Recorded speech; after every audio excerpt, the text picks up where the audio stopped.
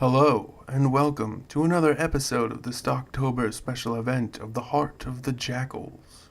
As always, I'm your intelligent host, Lothran, and there's ever so much work left to accomplish. Just yet. So let's get to it. Hurry and go fetch the perfect snack. Steal the best spot there is. Get as comfy as you can and listen close and carefully to Emergence. Ito was squeezed out of the hole in the wall, the stone orifice squelching him forth into the world, covered in slime and slurry, stench-covered and spluttering, coughing and coated in billowing bile. He finally took a breath, relishing the air rushing into his aching lungs, no matter how rancid it was. He clawed his way to his knees, wiping the muck from his eyes. He panicked as he felt them, two solid glass-like orbs on his face. Whoa. He opened them for the first time in his life, seeing not out of the fish-eye warp he'd been ever so used to, but now getting a true feel for the way other beings looked at reality. The colors were clearer. Everything felt too far and too close. It took him time to wobble to his feet, marveling at the ease with which his mind... Ah! Ah! Ito cried out in terror as he was stabbed in the back. Seeing the blade rupture through his still wire-thin torso, he stumbled away from his assailant, clinging to the weapon to wrench it from his enemy. Fuck me! That's what that shit feels like! Ito exclaimed as the smile on the faceless drone outed that a sort of mirror image of himself, drawing a small knife to finish the job. Having little else at hand, Ito ripped the thin blade from his back, for once thanking his gangly, bendy arms for their ability to reach any point in space. Typically, he was knocking stuff over with any of his too long limbs, and he hefted the blade and leaned heavily against the wall, almost hyperventilating. He fought off the relentless drone as well as he could, receiving two more cuts before he stabbed it through its empty face. A door slid open on the other end of the stone room. Ito stumbled to it, not bothering to think about the being he'd just slain, spilling black blood from all three wounds and wavering with weakness as he went towards the portal. Hands, rough and weathered, clung to his shoulder as he exited the doorway. Instead of stabbing this potential threat, Ito just sort of dropped his sword in the man's direction. It's okay. I'm a friend. Name's Igthior. The well-muscled warrior pushed Ito into a bed. Ito wanted to resist, but he had little energy to do so. Igthior slapped him with the side of his face. Igthior? The Vu? Sort of, Igthior replied. Conceptualists like you and I, well, we're cheaters. We don't really fit in their constraints. So they put us in cages like this, make us choose the way we grow beyond ourselves. And if we don't, well, we just sit here forever. How long have you been here? Ito asked, suddenly panicked, trying to sit back and worried that he might never see her again. I was woken up to guide you. I refuse to change, well, it's complicated. I'm here by choice. Let's leave it at that. You did what you had to. Igthior treated and wrapped Ito's wounds as he spoke, not bothering to clean the dark, reeking mucus covering his body. No, don't wipe it off. This wretched stuff will help you heal faster. How long will I be here? Ito asked, more than a little terrified at the prospect of never seeing Verita again. You could be here as long as I, or much less time than that. It's all up to you and what you decide on. Think about what you want to change, and then shut your eyes. Wait! Ito reached out with the last of his strength, snatching the other man by the collar of his cloak. My eyes, how? Relax. It was changed to keep you from having an unfair advantage. Igthior removed the hand softly, his iron-hard grip Then he shook like a wet wolf, his body vibrating till he shed his Vu features and became like Ito. Now he had two small horns curling back on the top of his head. His face was a hard gray stone-like material. Ito awed at what he'd just witnessed as Igthor sat beside him, his much thinner body tossing aside so much effort like a pile of dust and a few sprays of water. How? Conceptualist. More accurately, I'm a morph. I can be anything. You, as you are now, he touched his gray-black horns, then the ones adorning Ito's head where they'd never been before. I could be a jackal.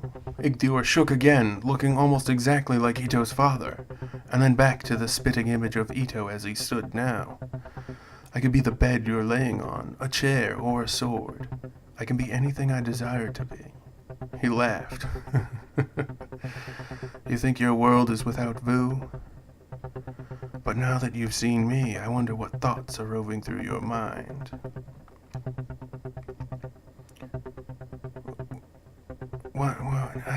What would you like to change about yourself? Be clear. I need to be strong, Ito replied without hesitation. What would you trade for it? Igthor asked just as quickly. My knowledge, vast as it is worthless without a few key things. What else do you need to alter? Igthor began tapping his hands idly as he waited for a response. I need to be able to breed with a certain woman. I have to get back to her. You stole that money. We're not going to talk about that, are we? At least you don't want to. Ito managed to sit up, slightly staring oddly at the man across from him. What the fuck are you talking about? The money you bribed that school with. You stole it. Igthor spoke as if he knew the truth better than Ito. I earned that money, Ito replied with a little hesitation. Ah, your nerves. They would give you away to any lesser morph than I. But I am who I am, so I can read the real you better than you can pretend to read a book by holding it.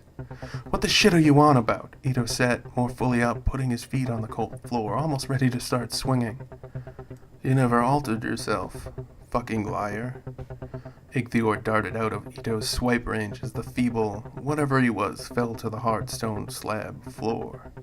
Conceptualists, even psychokinetics or rewriters, such as yourself, all contain one flaw. They cannot alter themselves.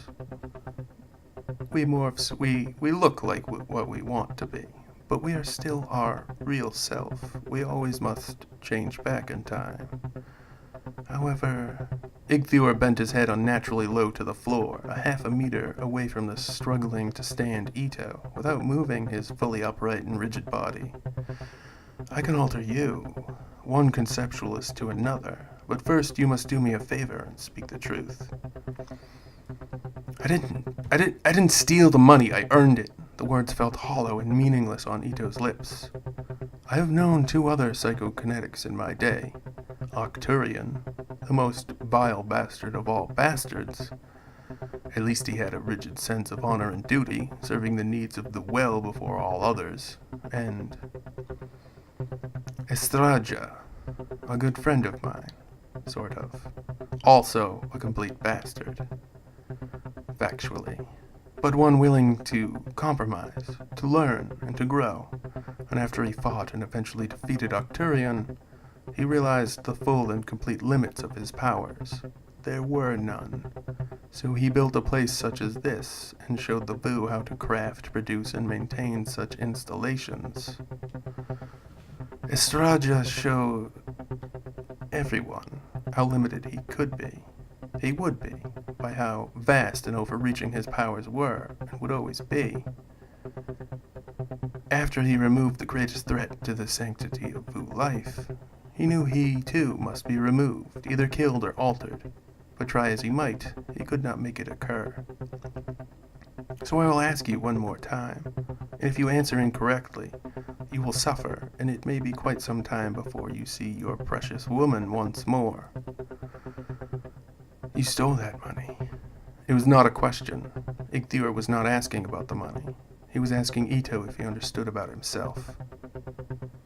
I did steal that money, Ito replied, tears streaking out of his eyes. How long did it take you to realize it? A year? I was already in school poring over the tomes.